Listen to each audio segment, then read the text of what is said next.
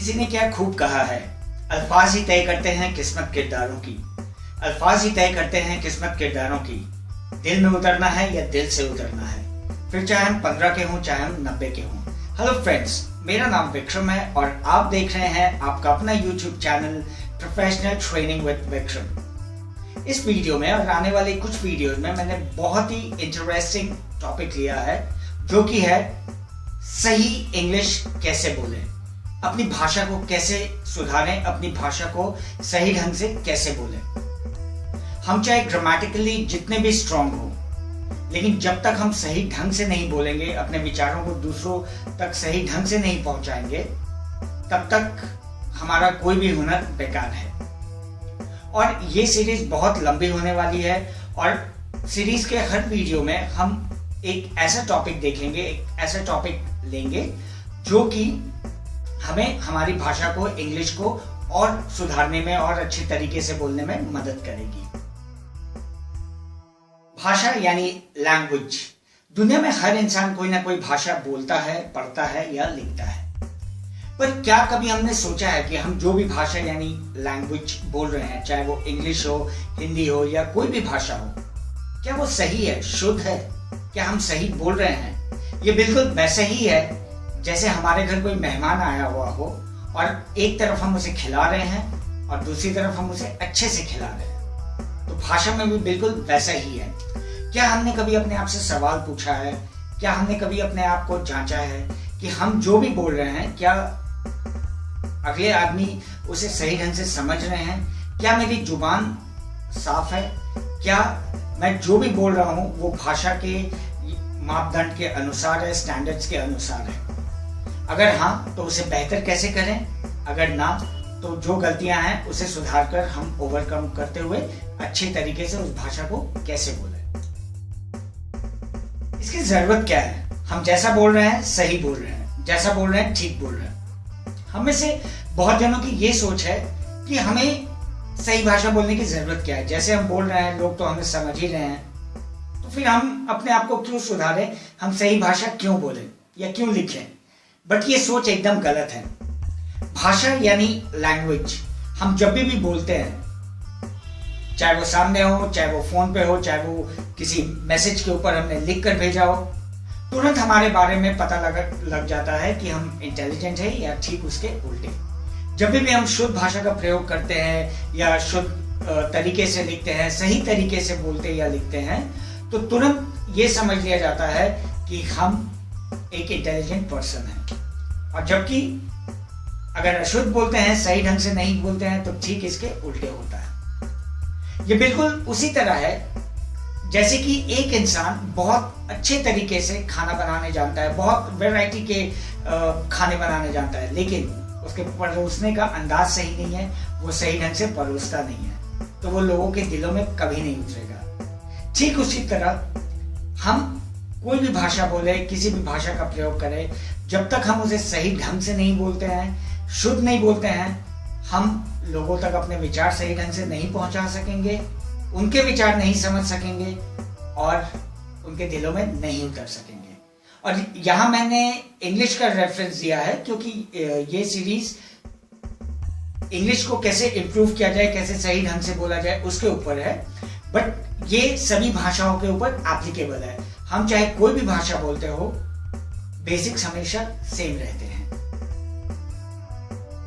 मान लीजिए हम इसी सोच के साथ आगे बढ़ते हैं, प्रत्येक दिन गवाते हैं और कल को हमारी नौकरी ऐसी जगह लग जाए जहां हमें इंटरनेशनली लोगों से बात करना पड़े जो कि सिर्फ इंग्लिश समझते हैं, या अपने देश के ही लोगों से बात करनी पड़े जो कि सिर्फ इंग्लिश में बात करते हैं। तब क्या करेंगे? कल को हो सकता है हमें ऐसी जगह घूमने जाना पड़े, ऐसा बिजनेस स्टार्ट करना पड़े जहां पे कि इंग्लिश के अलावा और कोई चारा ही नहीं है। तब आप अपने विचार दूसरों तक कैसे पहुंचाएंगे? कैसे सही ढंग से अपना बिजनेस चलाएंगे? कैसे सही ढंग से जब घूमने जाएंगे एंजॉय करेंगे?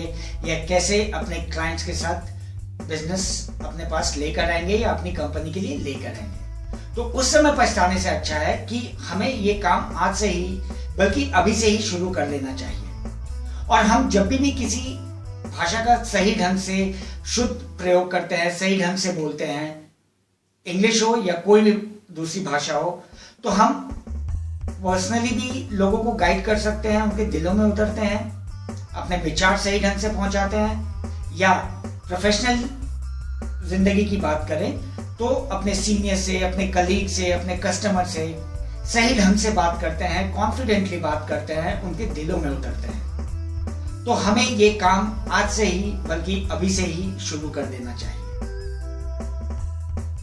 सीरीज के हर वीडियो में एक या दो ऐसे टॉपिक्स होंगे जो हमें हमारे इंग्लिश बोलने के तरीके को और अच्छे से आगे ले जाने में मदद करेंगे।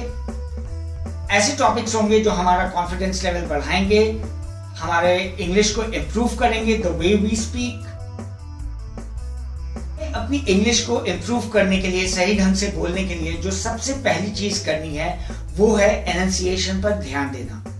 एनंसिएशन का मतलब है कि जब हम किसी भी शब्द के, वर्ड के हर एक हिस्से को सही ढंग से बोलते हैं तब उसे एनंसिएशन कहते हैं।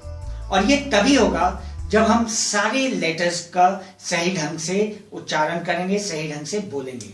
जैसे कि फॉर एन एग्जाम्पल, अगर मैं आप लोगों को बोलूं कि इंग्लिश लैंग्वेज में कितने अल्फाबेट्स हैं, तो इसका जवाब होगा सिर्फ एक, और बाकी सारे लेटर्स हैं।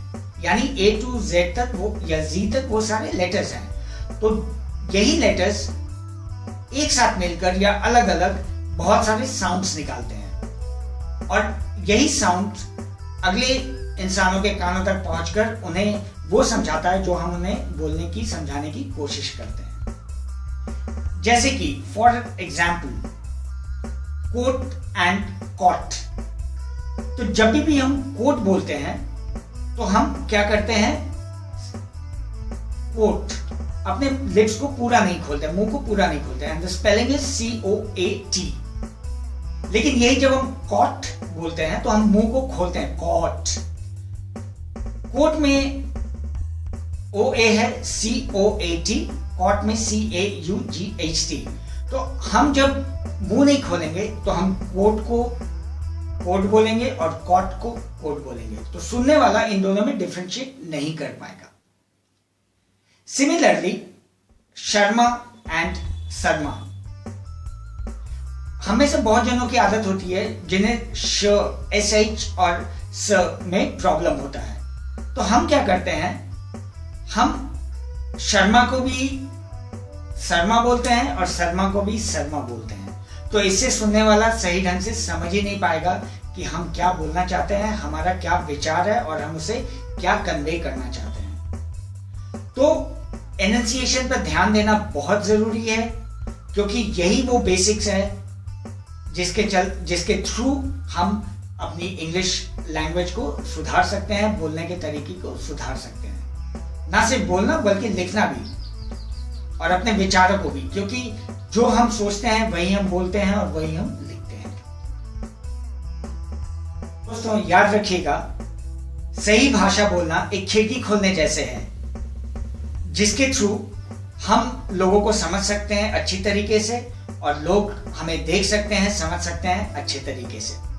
अगले वीडियो में मैं आपका दोस्त विक्रम फिर हाजिर रहूंगा एक नई टॉपिक के साथ, जो कि हमारी इंग्लिश को सही ढंग से बोलने में मदद करेगा, सुधारने में मदद करेगा। नमस्कार।